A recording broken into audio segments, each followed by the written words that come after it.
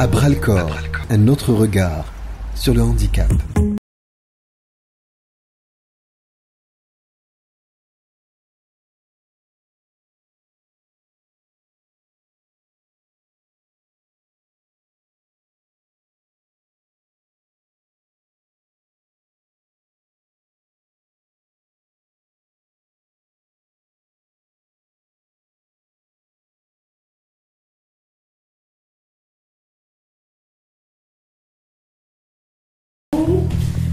Alors je suis avec Madame Dahbia Medahi. Voilà, je me retrouve du coup dans une salle de classe. Oui, c'est une salle de formation, effectivement. C'est la deuxième salle informatique qui est baptisée Oscar Niemeyer parce que c'est un architecte qui est très actif, qui a beaucoup travaillé pour l'Algérie et qui est décédé à plus de 100 ans. Et ça fait pas longtemps qu'il est décédé, donc pour honorer sa mémoire, on a baptisé une de nos salles en son nom. Voilà, vous êtes la responsable, la directrice donc de ce centre de formation. Voilà, c'est un institut donc de formation en architecture d'intérieur, c'est bien ça ? Oui, c'est tout à fait ça. C'est-à-dire que IPFIC Formation existe depuis 4 ans et on a 2 départements, l'architecture d'intérieur et l'informatique et les nouvelles technologies. Là, on propose des formations diplômantes et qualifiantes dans le domaine de l'architecture d'intérieur. On parle donc de BTS. Alors BTS ? Alors c'est brevet de technicien supérieur, couramment appelé TS, technicien supérieur. Donc c'est une formation qui est proposée donc par un programme national qui dépend de la formation du ministère de la formation professionnelle, d'où l'intérêt d'être agréé, c'est-à-dire que les formations qu'on propose, elles sont sous la tutelle de l'État. Donc là, on propose des formations, un contenu, des examens internes et après, in fine, au bout de 24 mois, il y a un examen national. Les techniciens partent en stage 6 mois. Après, ils ont une soutenance. Donc, il y a déjà 2 promos qui ont fini et qui travaillent d'ailleurs puisque c'est des techniciens. Ils n'ont pas eu de problème pour s'insérer professionnellement. Et puis, j'ai actuellement une promo de première année qui a démarré début novembre et une promo de deuxième année donc qui finit son cycle en octobre 2016 pour passer l'examen en novembre ou là en décembre 2016. Alors, c'est tout un monde et c'est vrai que quand on parle d'accessibilité concernant les personnes en situation de handicap, on a tendance à parler donc des trottoirs, des rampes, etc.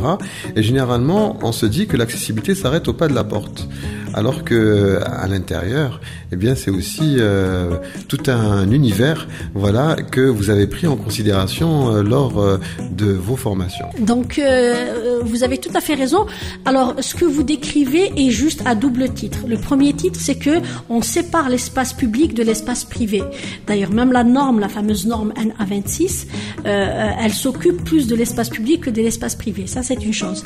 La deuxième raison qui explique ce que vous dites, c'est-à-dire que les Algériens, de manière générale, mais ya'ajzouch, c'est-à-dire que qu'il y ait une personne à mobilité réduite dans la famille ou pas, dès qu'on emménage dans un espace, on fait des travaux. On essaie de sensibiliser les personnes qu'on forme à l'agencement, tant que vous pouvez rendre les choses accessibles avant que l'occupant ne casse, pensez-y. Alors des fois c'est des petites choses, c'est la paillasse de la cuisine qui est, je sais pas, pour pas dire de bêtises, à 65 au lieu de 80, peut-être c'est largement suffisant. Alors après, c'est vrai que la trouver à 85 ou la 90, ensuite la détruire partiellement pour la remettre à 65 ou la 60, c'est autre chose. Donc il y a cette dimension-là qui est importante. Encore une fois, c'est le travail de sensibilisation qui est important. On a bien conscience que ceux qu'on forme, c'est des techniciens supérieurs de l'architecture d'intérieur, donc c'est éminemment des collaborateurs d'architectes et d'agenceurs. Donc, il y a une différence entre un technicien qui arrive dans un bureau d'études et qui ne sait même pas qu'il y a une norme nationale pour les personnes à mobilité réduite et un technicien qui arrive dans un bureau d'études qui non seulement sait qu'elle existe, mais qu'il a eu l'occasion de travailler avec momentanément sur un projet encadré de ses profs. Après, ce qu'ils vont en faire demain et après-demain, ça dépend de beaucoup de choses, mais le pari qu'IPFIC fait, c'est que on joue la carte de la sensibilisation. En ce qui concerne cette sensibilisation, vous avez vous-même été sensibilisé. Quel a été le déclic ? On va dire à l'échelle individuelle, j'ai vécu avec ma grand-mère Donc ma grand-mère a vécu avec nous et donc les derniers mois de sa vie, elle était très peu mobile. Et donc les gestes du quotidien ne sont pas évidents, comme celui d'un rayon de giration du fauteuil roulant pour aller par exemple de la chambre à la salle de bain. Ça c'est une prise de conscience. Après j'ai eu la chance d'être étudiante en architecture d'intérieur, donc étudiante en architecture à l'EPO. Et donc le programme de la deuxième année, c'est exclusivement des habitations individuelles, collectives ou semi-collectives. C'est une prise de conscience, on va dire, elle est pas incitative, c'est vrai, mais quand même on a un exercice où voilà, le rez-de-chaussée quand même doit être accessible et après il y a des choses qui doivent fonctionner. Mais le réel déclic, on va dire, de la prise de conscience d'IPEFIG en tant qu'institut qui forme de futurs techniciens, c'est en participant au salon de la formation continue en juin 2014. Comme chaque année on a une édition d'un concours qu'on appelle le jeune décorateur d'intérieur, il y a une association qui s'est approchée de nous en disant vous avez un concours qui traite de l'architecture d'intérieur et de la décoration d'intérieur, et ben sachez qu'il y a une frange de la population qui sont des personnes à mobilité réduite. Ça serait intéressant de fixer le thème de 2015 comme étant celui de la mobilité réduite. Et comme on a une approche à la fois académique et civique, on a voulu non seulement orienter le concours de l'édition mars 2015 pour l'accessibilité, mais on a élargi, on va dire, notre champ d'action, puisqu'on a organisé une journée d'information technique et scientifique où il y avait des architectes, il y avait des associations, il y avait des présentations de projets à travers le monde. Et mieux que ça, puisqu'aujourd'hui on travaille en interface avec la Fédération algérienne des personnes handicapées et les architectes professionnels, où on a mis en place une commission qui va être active dans le sens où elle va faire des recommandations, elle va regarder les projets de près, parce que le vrai problème de cette dimension, c'est que le non-respect de la norme d'accessibilité n'est pas bloquant. Je m'explique. Si vous demandez un permis de construire ou un permis d'urbaniser auprès d'une mairie, le service d'urbanisme, si vous n'êtes pas conforme aux normes de sécurité, c'est-à-dire les pompiers doivent y accéder, les issues de secours, vous n'avez pas votre permis de construire. En revanche, si vous n'avez pas respecté les normes d'accessibilité, eh ben, vous avez quand même votre permis de construire. Donc, c'est pas bloquant. Donc, on va dire que le grand travail à faire, il est à ce niveau-là. Il va y avoir un peu de l'incitatif et de l'encouragement, mais aussi, il va falloir, on va dire, bloquer les projets et les permis de construire des projets qui ne respectent pas cette norme-là. Et ça, c'est un travail collectif. Les institutions, les architectes professionnels, les associations de la protection des usagers et également des instituts de formation comme l'EPO, les départements d'architecture ou là des instituts comme le nôtre.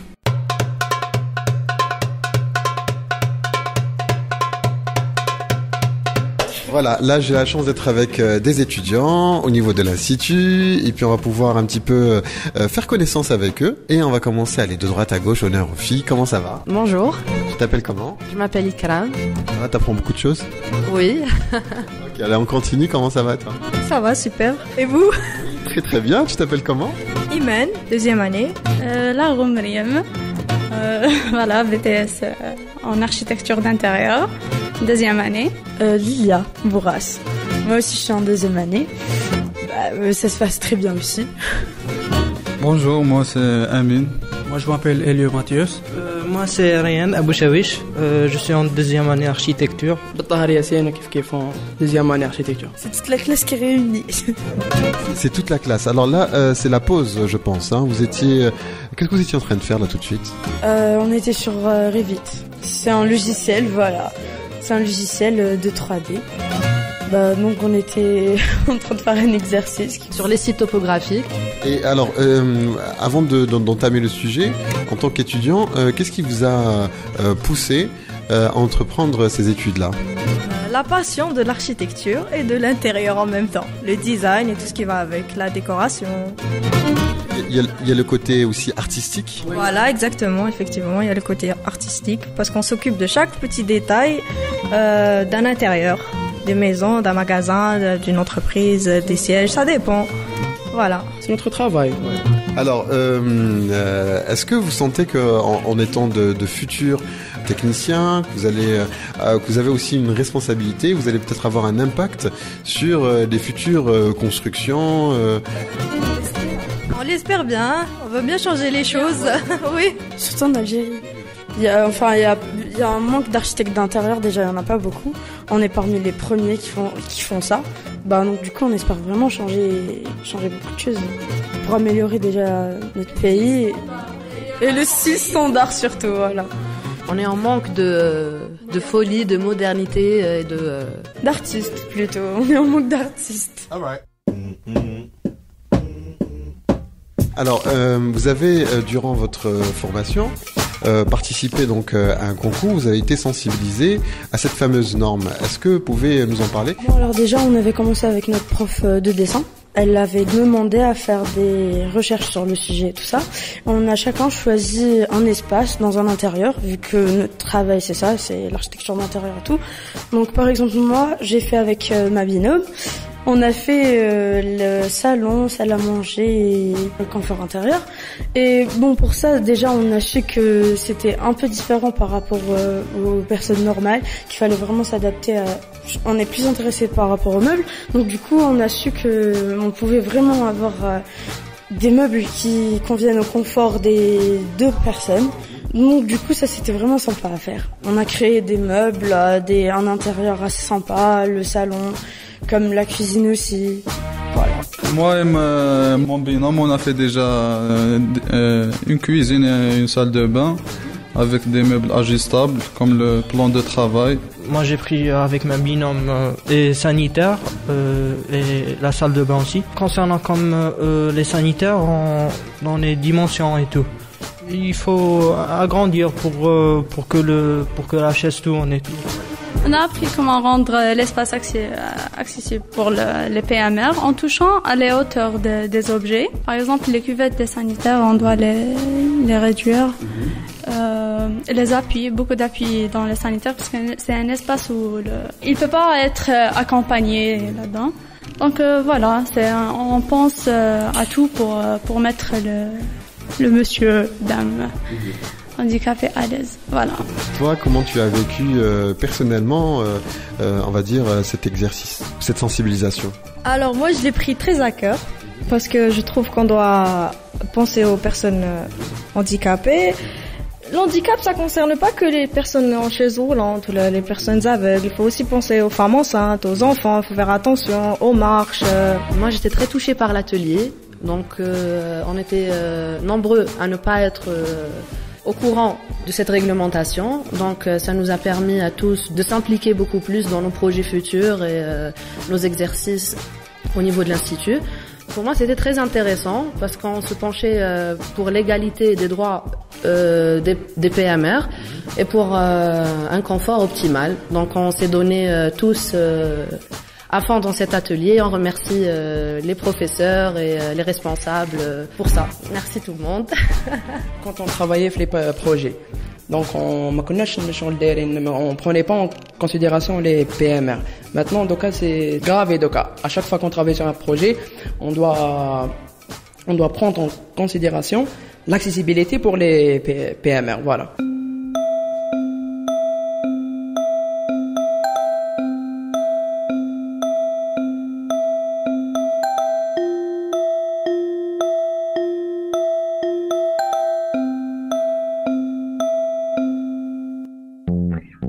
Tout le monde sait qu'il y a des normes qu'il faut respecter et qu'il y a une frange de la population qu'il faut respecter et avec laquelle il faut composer, eh ben c'est déjà un pari gagné pour les professionnels de la formation comme nous.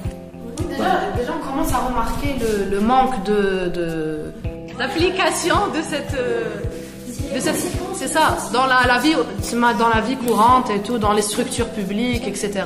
Surtout dans le métro d'Alger. Les trottoirs. Ouais. L'accessibilité au langage, regardez avec des yeux neufs, des yeux éduqués. C'est le but de la manœuvre et c'est très bien. Et je suis particulièrement ravie parce que on construit des choses en théorie au niveau des programmes. Après, on donne des instructions, ce qu'on avait fait avec Amal Benrazala en lui disant, parce qu'elle fait les arts plastiques, donc c'est très ludique, il y a de la peinture, les cours sont un peu foufou et puis il y a un excellent rapport entre les apprenants et la prof. Et c'est aussi une manière de vous faire passer le message. Donc vous vous êtes approprié les normes. C'est quoi la hauteur de la paillasse de la cuisine pour que ce soit accessible? Qui a travaillé sur la cuisine? La paillasse, pour qu'elle soit accessible, la hauteur est de combien? 50 cm. Je disais tout à l'heure 60. Donc j'étais... Non, je suis pas sûre. Là, j'avais un doute. Donc c'est 50. Et la porte des sanitaires doit faire combien? Non, 80, normal. Oui, 80, normal. Et pour qu'elle soit accessible, c'est? Un 20. Oui. Ça, c'est très important. Voilà. Donc c'est ça qui est important. En fait, dans votre métier, vous allez être des collaborateurs d'agenceurs, d'architectes. C'est ça qu'il ne faut pas oublier. C'est-à-dire quand vous proposez une porte de 80, vous savez qu'elle est faite pour les personnes normales et donc quelqu'un sur chaise roulante ne pourra pas y accéder. Donc des deux choses l'une. Soit vous passez de 80 à 1,20 m et là tout le monde peut y accéder. Soit vous êtes en train de faire de l'exclusion de fait en gardant la porte de 80. Et ça c'est important. Mais bien sûr, il faut toujours prendre en considération et éviter d'exclure. Donc c'est ces normes-là qui sont importantes. Et c'est le pari que nous faisons ici à IPFIG à travers cette sensibilisation. Merci. Sur ce, c'était Merci.